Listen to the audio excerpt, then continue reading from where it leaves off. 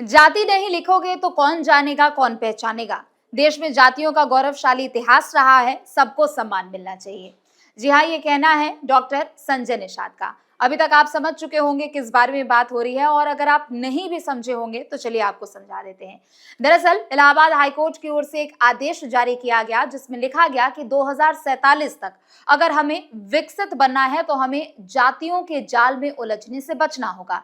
इस आदेश का अनुपालन योगी सरकार ने किया, और योगी सरकार की ओर से बीते दिन ये आदेश जारी किया गया कि कोई भी अपराध हो या किसी भी आरोपी के नाम के आगे उसकी जाति का उल्लेख नहीं होगा, या फिर गाड़ियों के पीछे जो स्टिकर्स लगते हैं और उनमें जो जातियां लिखी जाती है वो भी अब सीधे तौर पर मनाही होने वाली है।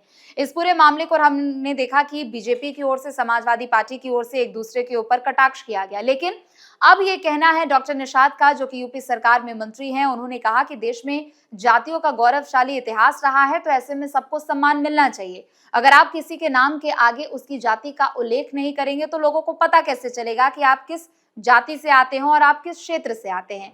हालांकि इस पूरे मामले को लेकर अभी बीजेपी कह रही है कि जातियों में हमारा कभी विश्वास नहीं रहा, हमने सबका साथ सबका विकास के तर्ज पर काम किया। लेकिन दूसरी तरफ हमने ये भी देखा कि समाजवादी पार्टी के राष्ट्रीय अध्यक्ष ने इस पूरे मामले को लेकर बयान भी दिया था, और उनकी ओर से बीजेपी पर निशाना साधा गया था। उन्होंने कहा कि जो जाति की राजनीति बीजेपी कर रही है और जो ठाकुरों के साथ साथ दूसरे जातियों को लड़वाने का काम जो बीजेपी की ओर से की जा रही है, हाईकोर्ट के इस फैसले के आने के बाद अब उस पर लगाम लग जाएगी। लेकिन अब देखना यह भी होगा कि किस तरीके से इस पूरे मामले में आगे की कार्रवाई होती है। चूंकि मीडिया एजेंसी के मुताबिक जो खबर निकलकर सामने आई है उसके अनुसार संजय निषाद शायद हाईकोर्ट जाने का भी रुख कर सकते हैं, मन बना सकते हैं। लेकिन फिलहाल ये देखना होगा कि इस पूरे मामले को लेकर अभी और क्या प्रतिक्रिया देखने को मिलती है।